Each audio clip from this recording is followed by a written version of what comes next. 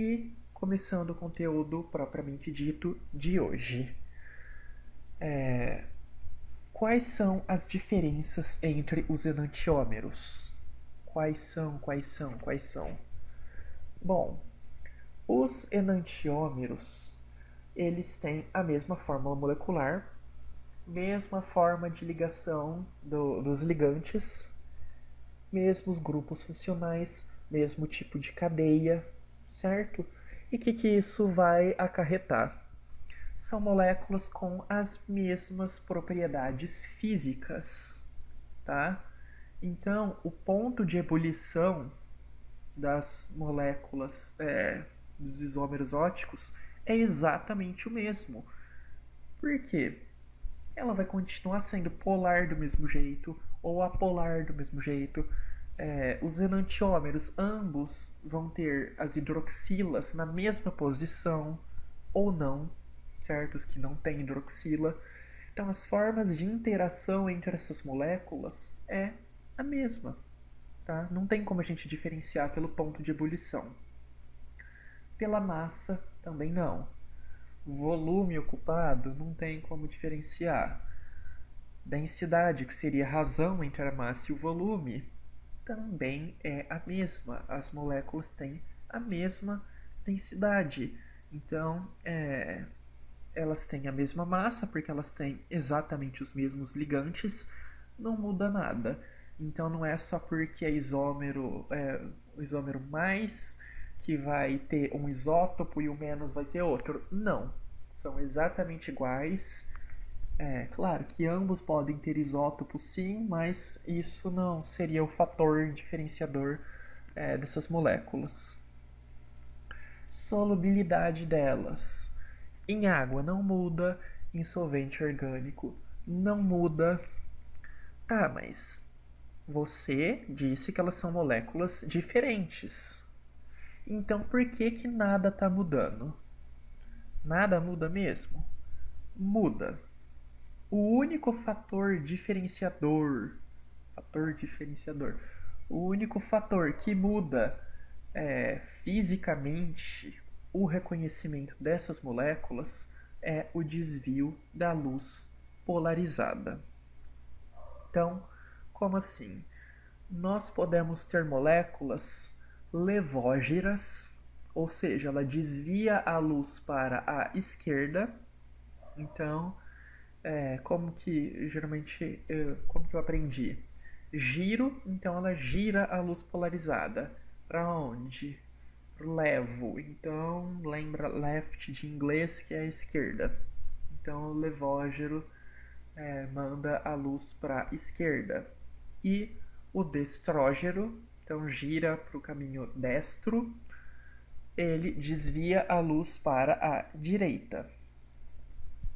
Tá, isso ok. Então a gente tem uma luz polarizada que a gente vai ver em seguida. Então a gente já viu em outras aulas o que acontecia com a luz polarizada. A luz ela tem dois componentes no eixo, né? A parte elétrica e o eixo magnético, que eles ficam intercalando entre si. Então, uma onda luminosa ela é tridimensional e ela se agita para todas as direções. Então, quando uma lâmpada emite a luz, ela vai mandar um raiozinho de luz na vertical, outro na horizontal, outro inclinado, etc., em todos os ângulos possíveis.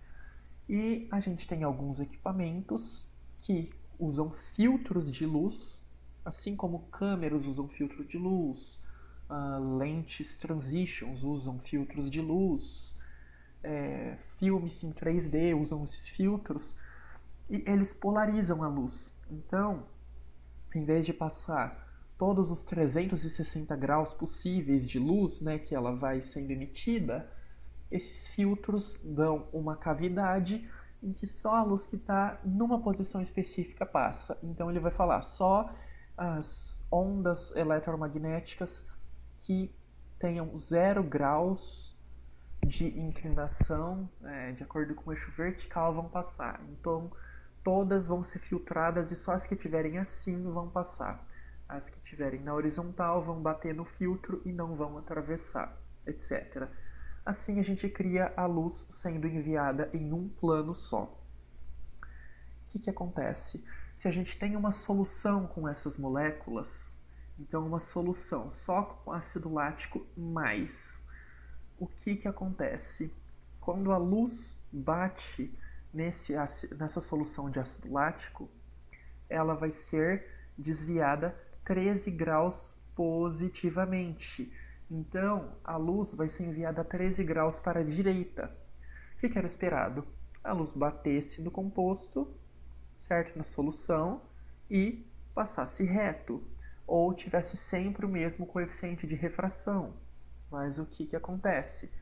Quando bate na molécula dextrógera, ela é enviada a 13 graus para a direita.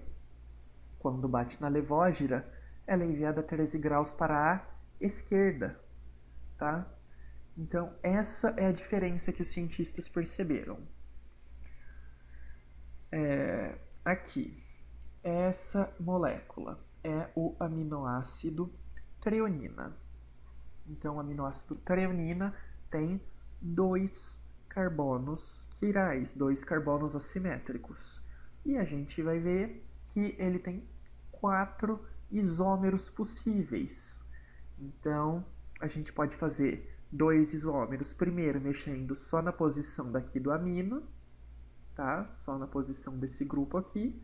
E os outros 2 isômeros, a gente pode focar na variação do OH, tá? É possível todos esses isômeros. Aqui parece que eles são exatamente iguais, por quê? Porque não está desenhando com a projeção, então não está desenhando para frente, para trás. Então, como está desenhando tudo no plano, soa confuso, parece que elas se repetem. Mas uma hora essas ligações estão para frente, todas para frente, e outra hora tá metade para frente, metade para trás, etc. Então, é possível formar 4 enantiômeros do aminoácido treonina. Quando você mexe em um carbono assimétrico específico, ela pode ter um ângulo de desvio de 9 graus positivo, ou seja, para a direita, ou 9 graus para a esquerda. Mas quando você mexe no outro carbono quiral, ela pode desviar a luz no ângulo de 27 graus e não só de 9 como antes. Então é possível a gente diferenciar esses 4 enantiômeros pelo desvio da luz polarizada, tá? Com a luz normal a gente não percebe. Por quê? Porque vem todos os ângulos de raios luminosos e um meio que sobrepõe o outro e a gente não consegue ter essa percepção. Mas quando a gente polariza a luz, isso é possível ver. A gente vai introduzir uma palavra difícil de falar, mas que é muito importante. Isomeria ótica vai perguntar de mistura racêmica. Vocês viram em alguns exercícios. O que significa que a mistura é racêmica? Significa que tem isômeros óticos, mas que não tem desvio da luz polarizada. Como que isso é possível se eu acabei de falar que tem desvio da luz polarizada? Bom, a gente viu que o ácido lático mais desvia 13 graus para a direita. E vimos que o ácido lático menos desvia 13 graus negativos, ou seja, 13 graus para a esquerda. Se você tem exatamente 50% lá na sua solução em água, você joga 50% de ácido lático mais e 50% de ácido lático menos, metade vai estar desviada 13,5 graus para a direita e metade 13,5 graus para a esquerda.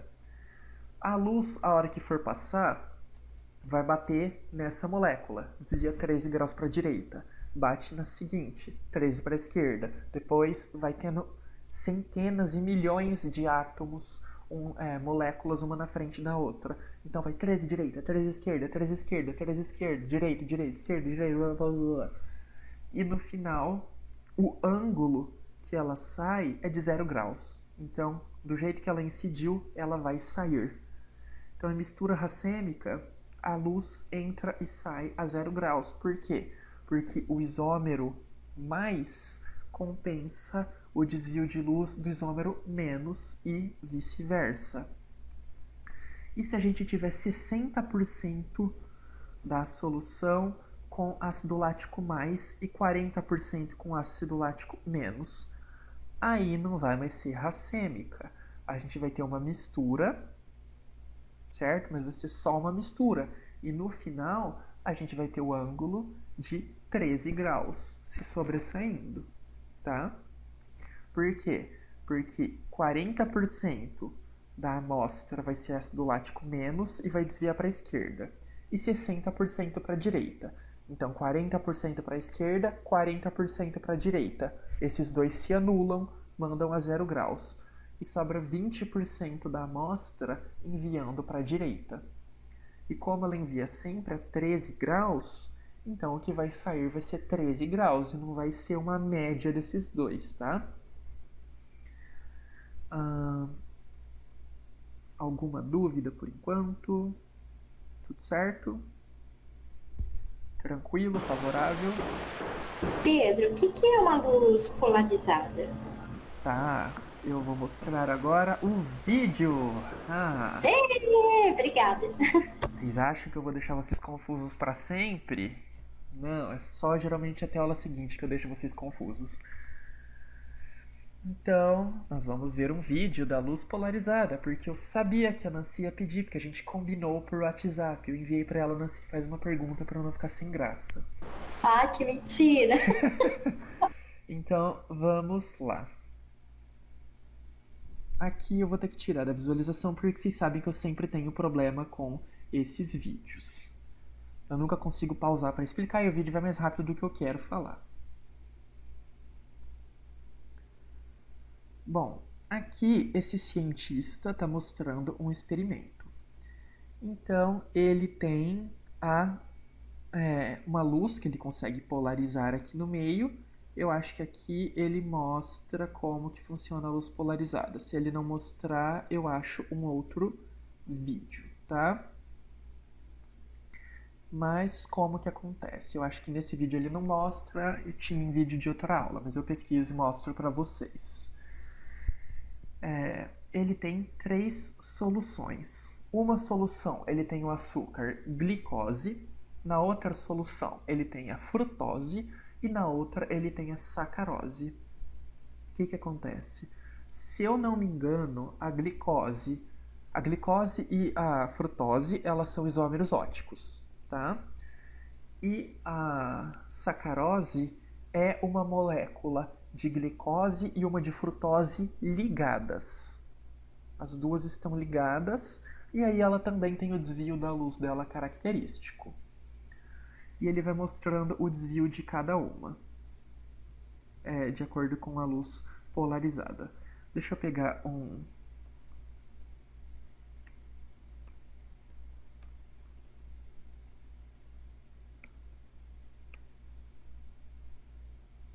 Na verdade, deixa eu ver se eu não tenho em vídeo.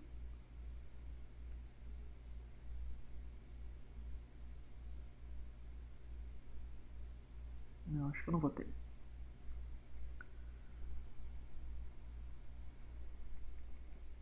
Bom.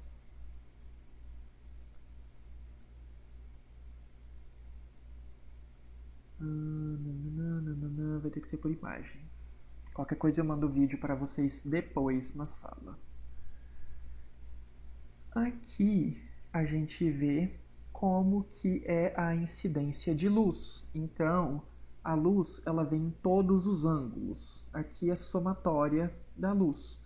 Então, a luz a gente vê que ela tem um componente, ela tem as ondas eletromagnéticas dela, certo?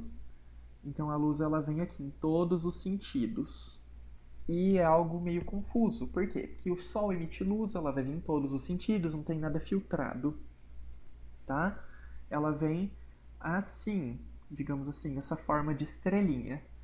E quando a gente quer polarizar ela, a gente quer transformar ela, converter todas no mesmo sentido. Então, como que a gente faz isso? A gente põe um filtro que só pode passar nesse filtro ou grade a luz em uma direção específica. Então, todas as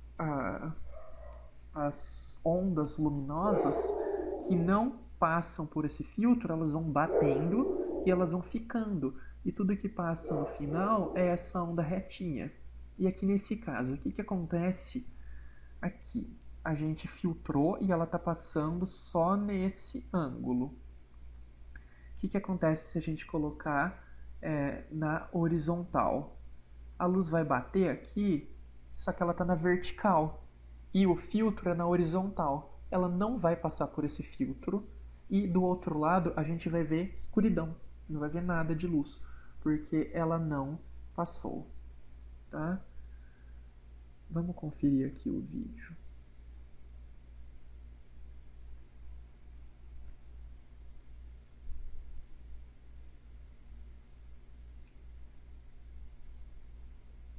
Esse não fala nada, então eu esqueci de colocar mesmo. Então dá pra ver que eu não combinei com a Nancy, olha aí que vergonha.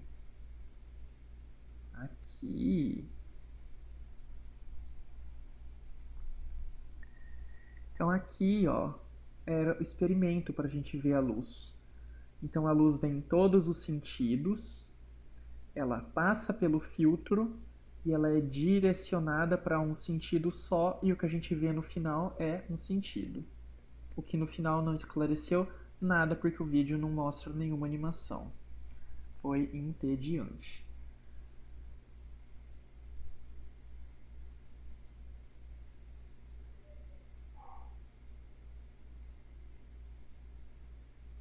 Bom, depois eu envio para vocês um vídeo que pode deixar mais claro. E eu vou acrescentar na aula antes de enviar para vocês. Então aqui ele está mostrando os filtros que podem polarizar a luz. Então a luz vem em todos os sentidos e esses filtros fazem a luz ser guiada apenas para uma posição, apenas para um lado. Aqui ele está mostrando a sacarose. A sacarose é dextrógera e ela envia 66 graus para a direita.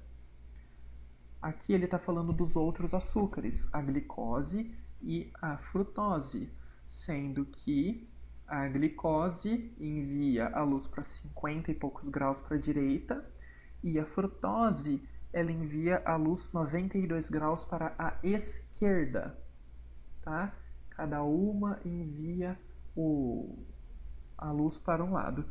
Uma coisa para lembrar, essas moléculas elas são isômeros, mas elas não são enantiômeros, igual eu tinha falado, tá? Me confundi.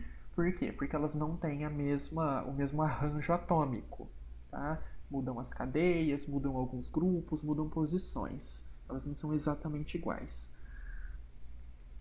E o que acontece aqui quando a gente põe na frente da luz? Vocês estão vendo que conforme a gente vai mudando a luz, uma fica mais coloridinha de azul e a outra fica de branco. Por quê? Porque quando a gente polariza para um lado, ela vai desviar para a esquerda. Se a gente polariza um pouquinho diferente, ela vai enviar para a direita. E colocando que ele fez aqui, nesse terceiro, esse aqui do meio. Lembra que a sacarose tinha glicose e frutose unidas? Bom, ele colocou suco de limão, que é ácido, e esquentou um pouco. E o que acontece? Quando você põe meio ácido e esquenta esse açúcar, eles quebram. E aí vai liberar a frutose e a glicose. E aí não tem como elas serem exatamente racêmicas, porque os ângulos de desvio da luz são diferentes. Então a gente vê algo que fica no meio. Assim, tem metade do comportamento da glicose, mais ou menos metade do comportamento da frutose, que a gente vai vendo conforme a gente muda o ângulo de polarização da luz. Aqui a gente vê que os ângulos são diferentes. Tá vendo, ó? Essa tem efeito intermediário. Então ela se comporta da forma intermediária como as outras duas. Enfim, elas desviam o ângulo da luz polarizada. Nancy, você conseguiu entender mais ou menos como que fica a luz polarizada pelas figuras? Senão eu tento achar outro vídeo. Eu entendi. Tá, Eu foi entendi. certo? É igual quando você põe tipo um óculos 3D, né? O vermelho, o azul, aquele óculos 3D antigo, sabe? Não esse bonitão de Isso, é hoje. exatamente isso. É exatamente isso, não é? Isso, então é que o filtro dessa luz polarizada, ela escolhe a direção da, da onda. O filtro 3D, né, daqueles óculos antigos que eu fui quando era criança assistir Shark Boy e Lava Girl, uma lente vermelha e outra azul, o que ele faz? Ele seleciona as cores, tá? Ele não seleciona a direção, ele seleciona as cores. Mas é a mesma coisa. Então, de um lado ele seleciona a cor vermelha, do outro lado ele só deixa passar a cor azul. E aí nosso cérebro monta o resto. Mas é exatamente, basicamente o mesmo conceito. Obrigada, eu entendi, sim. Obrigada. Como que a gente calcula o número de isômeros que eu tinha falado? Bom, para a gente saber o número de isômeros oticamente ativos, a gente tem que fazer 2 elevado a n, sendo que n significa o número de carbonos quirais. Ou seja, a molécula tem um carbono quiral na molécula inteirinha. Então vai ser 2 elevado a 1. A gente vai ter 2 enantiômeros possíveis, tá? Então, aqui no caso do ácido lático mais e menos. Lembrando, gente, que esse mais e menos significa o desvio da luz. Não quer dizer que esse ácido lático tem carga positiva e esse negativa, tá?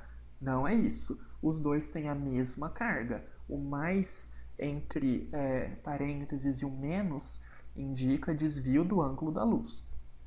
Então, o ácido lático ele tem um carbono quiral. Quantos enantiômeros ele vai ter? 2 elevado a 1 carbono quiral, que dá 2, exatamente o que está aqui. A treonina, ela tem 2 carbonos quirais, então seria 2 elevado a 2. Então ela tem 4 enantiômeros possíveis. E assim por diante. Se a molécula tiver 10 carbonos quirais, vai ser 2 elevado a 10, um número muito grande que eu nem sei fazer de cabeça. Número de misturas racêmicas, a gente tem que fazer 2 elevado a n, então a gente vê o número de isômeros oticamente ativos, menos 1. Então, se você tem um carbono quiral, você vai ter 2 enantiômeros, e para você ter uma mistura racêmica, você teria que ter 50% de um e 50% de outro. E aí a mistura racêmica seria uma mistura racêmica possível só. 50% de isômero mais, 50% de isômero menos. Tá? E assim por diante. Então, quando a gente tem 2 carbonos quirais, a gente vai ter 2 isômeros possíveis, e assim, 2 misturas racêmicas possíveis, e assim por diante. Nós temos os enantiômeros em geral, eles podem ser enantiômeros entre si e diastereoisômeros entre moléculas vizinhas. Como assim? Lembrem da definição de enantiômero e diastereoisômero. Aqui ele é diastereoisômero, mas não quer dizer que ele seja cis e trans, tá? Não quer dizer isso. Voltemos à origem etiológica das palavras. Enantiômeros significam moléculas que a imagem no espelho é igual, só que não é sobreponível, mas reflete de uma forma igual, tá? E os diastereoisômeros eram completamente diferentes, se eu não estou enganado. Essa era a definição de enantiômero e diastereoisômero. Vamos lá pegar os enantiômeros. Eu não coloquei aqui. Legal, coloquei na outra aula. Aqui. Não, eu tinha confundido. Então, enantiômeros, corrigindo. Enantiômeros vem do grego enantio, oposto, e meros partes. Então, partes opostas. Então, corrigindo. Enantiômeros, quando são vistos no espelho, eles são opostos um do outro. Então, se as duas ligações estão saindo do plano, dentro do espelho elas vão estar entrando no plano. E diastereoisômeros são aquelas imagens que não são nem sobreponíveis. Aqui elas são sobreponíveis, mas estão enviadas para lados opostos. Os diastereoisômeros nem sobreponíveis eles vão ser. Por quê? Porque está enviando uma para frente e uma para trás, completamente diferente. A gente consegue diferenciar. Então, as moléculas conseguem ser enantiômeros quando refletidas no espelho. Você ainda fica na dúvida se elas são sobreponíveis ou não. E diastereoisômeros entre si, quando você não faz, quando você olha, bate o olho e vê, tipo, isso daqui está completamente diferente da orientação dessa, tá? Vamos ver casos aqui. Essas duas a gente vê que são enantiômeros, porque se a gente põe no espelho, os dois que estão para frente vão para trás. Então são imagens opostas, mas a gente vê que um meio que é o contrário do outro.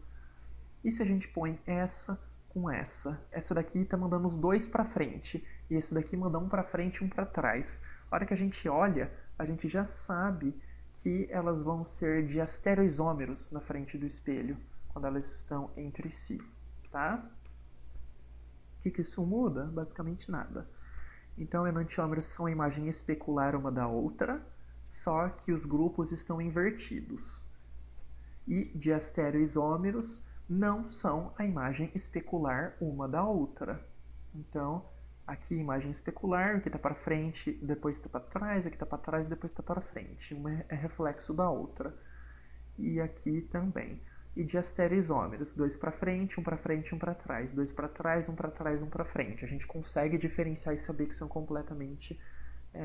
que vai dar algo completamente diferente no espelho, tá?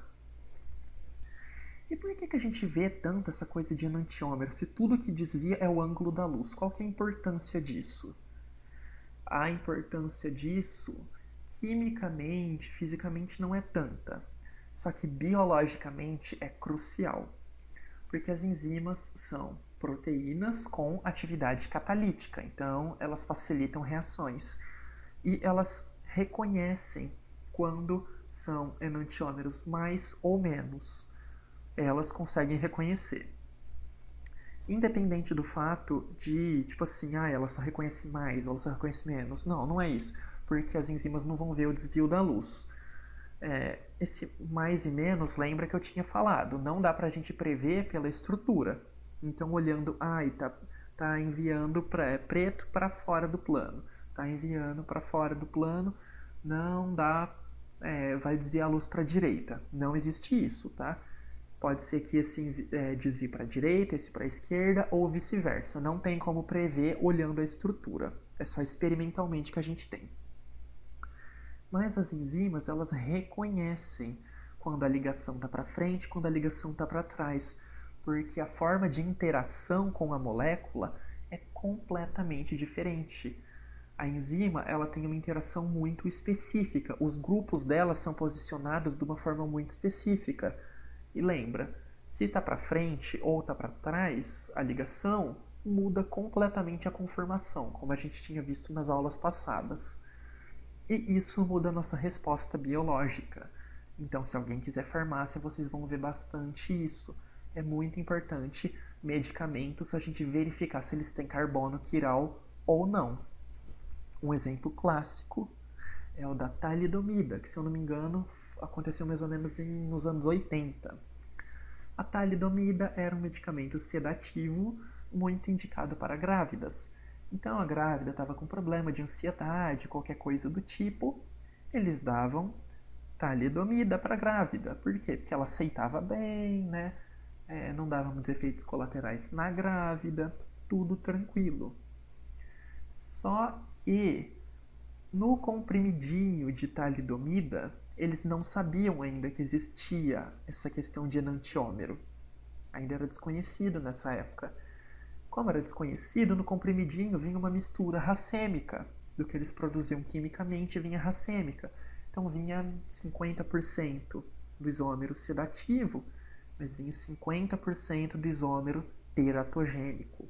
E o que significa teratogênico? significa que induz má formação no feto. Então, quando a grávida tomava o medicamento que sedava ela, metade do medicamento atravessava a barreira da placenta, atingia o feto no útero e impedia a formação dos órgãos, e gerou os conhecidos como a geração talidomida, que eram bebês que nasceram com má formação. Então nasceram sem braços bem formados, sem pernas bem formadas, cabeça mal formada, enfim, vários e vários tipos de má formação. Então, os enantiômeros, eles são muito importantes biologicamente para as enzimas. Então, quando a gente faz um medicamento, a gente tem que saber se ele tem carbono quiral. E se ele tem carbono quiral, se as duas formas são ok, se uma das formas é tóxica, se uma das formas é mais ou menos ativas. Aqui vocês já viram durante a aula esse R e S escrito. O que é isso? É uma outra forma de identificar as moléculas que a gente não vai ver, tá? Mas de uma forma resumida, só para vocês entenderem como funciona. Mas a gente não vai fazer exercício, nada do tipo. O que acontece? A gente vê as ligações, põe na projeção de Fischer, lembra, para frente, para trás, os grupos, etc., analisa e dá uma ordem de prioridade. Então a gente vê aonde está o ligante mais pesado e aonde está o mais leve e vai classificando eles. Se do mais leve ao mais pesado vai no sentido horário, é isômero R, se eu não me engano. Se vai no sentido anti-horário, de acordo com a projeção de Fischer, é S. Mas não quer dizer que por ser R que vai desviar sempre positivo, S sempre negativo. Também não dá para prever isso, tá? Isso daqui é só uma forma como os químicos organizam R e S, tá? Isso é uma organização estrutural, é diferente das propriedades ópticas.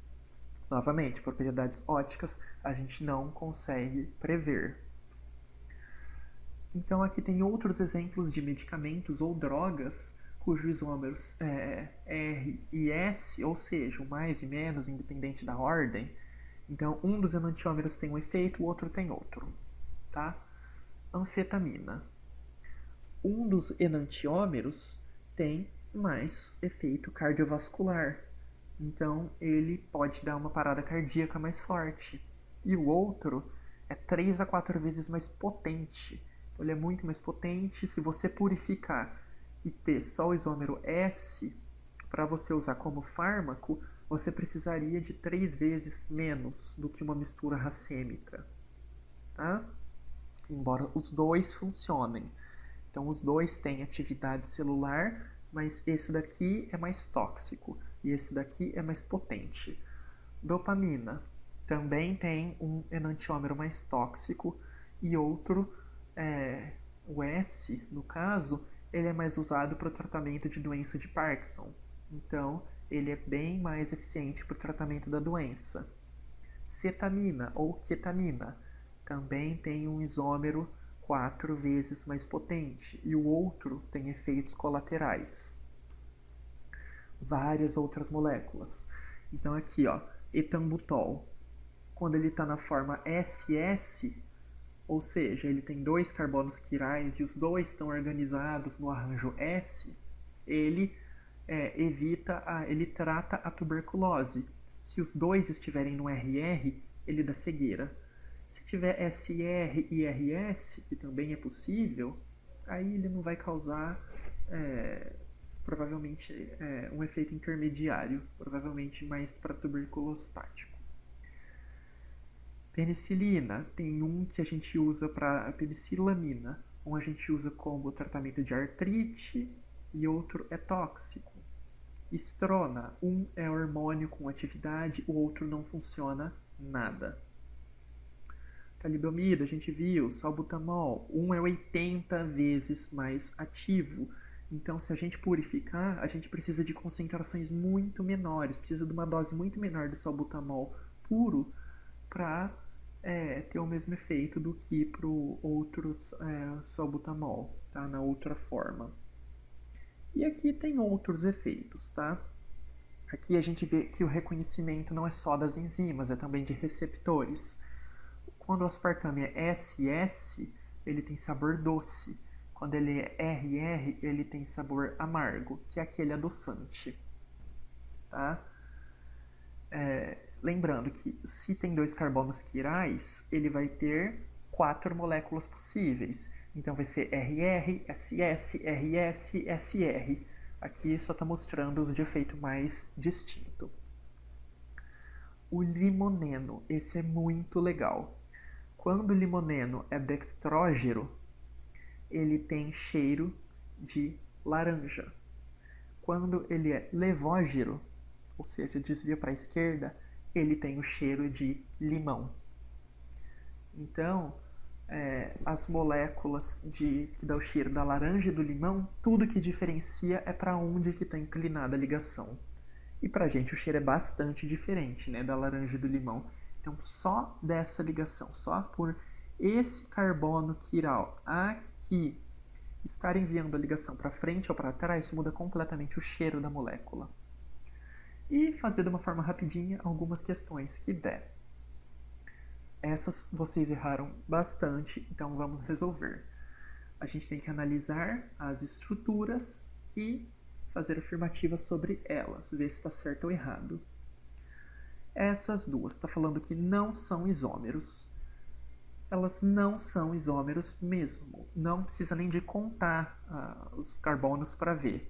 Por quê? Lembra que a cada ligação dupla que a gente tem, a gente diminui o número em 2 o número de hidrogênios que pode ter naquela molécula? Aqui não tem nenhuma ligação dupla. Aqui tem uma ligação dupla. Então, essa molécula vai ter 2 hidrogênios a menos do que essa. Por quê? A gente tem um carbono que se liga com 3 hidrogênios, outro carbono que se liga com 3 hidrogênios, e ligação simples. Quando ele vai fazer ligação dupla carbono-carbono, o carbono não vai poder fazer 5 ligações. Então ele tem que perder 2 hidrogênios, um de cada lado, e aí ele estabelece a ligação dupla entre ele. Então cada dupla que a gente tem, a gente perde 2 hidrogênios. Dessa forma, essas moléculas não são isômeros. Tá certo? São tautômeros. Não são tautômeros. Por quê? Para eles serem tautômeros, ou seja, aqueles isômeros dinâmicos, teria que ter a diferença na posição do hidrogênio quanto ao grupo eletronegativo. Então, lembrem, equilíbrio aldo-enólico. A gente tem que ter um aldeído que vira um enol, ou cetoenólico, uma cetona que vira um enol. Aqui, no caso, a gente tem um álcool, continua sendo álcool, não mudou nada desse hidrogênio. O que mudou foi a posição da ligação dupla. Então, é um isômero de posição. Tá? Nesse caso, não é isômero cis-trans, porque é um ciclohexeno, ou seja, tem 6 átomos, 6 elementos. Quando ele tem 6 elementos, ele ainda não consegue ter isomeria cis-trans, é só a partir de 8 elementos, ou se tiver 2 anéis fundidos, que era uma das questões que vocês fizeram. Tinha um anel de 5 membros fundido com um de 7 membros. Nenhum dos dois individualmente poderia ser isômero cis-trans. Mas quando você funde um de 5 membros com um de 7 membros, ele pode se comportar como um de, 7, 8, 9, 10, 11, 12 membros. E aí passaria a ter isomeria cis-trans. São exceções da química que a gente nem tinha visto na teoria, que o livro não trouxe, mas ele deu como exercício de vestibular, porque vestibular gosta de acabar com a gente. Então não são tautômeros, são isômeros de posição. São isômeros funcionais esse daqui. Tá certo, se você contar, eles têm exatamente o mesmo número de átomos, só que esse é um éter e esse é um álcool. Sempre que você vê um éter e um álcool e falar que são isômeros funcionais, você pode desconfiar que geralmente vão ser. É muito comum éter e álcool ser isômero funcional, assim como cetona e aldeído também costumam ser isômeros funcionais. Então 1 e 3 está certo. Esse daqui, falando que essas duas moléculas são isômeros de cadeia. elas não são de cadeia. A cadeia continua sendo aberta, ramificada e tudo que muda é a posição do grupo funcional. Então ele está nessa posição, ele vem para cá. Ambas as cadeias vão ser abertas do mesmo jeito, alicíclicas, com carbono terciário, etc. Então as cadeias são exatamente iguais. O que muda é só a posição desses grupos funcionais. Para essa molécula ser um isômero de cadeia, ela poderia, por exemplo, perder esse grupo ligante aqui. Então esse grupo ligante passa para cá. E aí continua tendo o mesmo número de átomos, mas a cadeia deixa de ser ramificada. Ela vai ser uma cadeia linear, entendeu? Tem que mudar a organização da cadeia. Dessa forma, a correta é 1 e 3. Essa daqui. A questão fala um tempão sobre o retinol, que é derivado da vitamina A, e fala pra gente somar as verdadeiras as verdadeiras, né? Os dois compostos apresentam sistema conjugado com elétrons em ressonância. Lembra que sistema conjugado é quando tinha ligação dupla simples, dupla simples, dupla simples várias vezes e que os elétrons podiam passear aqui?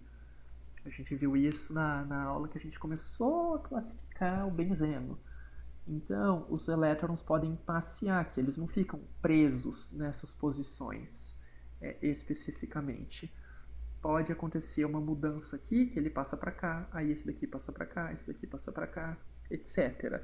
Então dá um pouquinho mais de flexibilidade para os elétrons, tá? Eles estão nessas posições, mas qualquer coisa que acontece, eles podem sair delas, ok?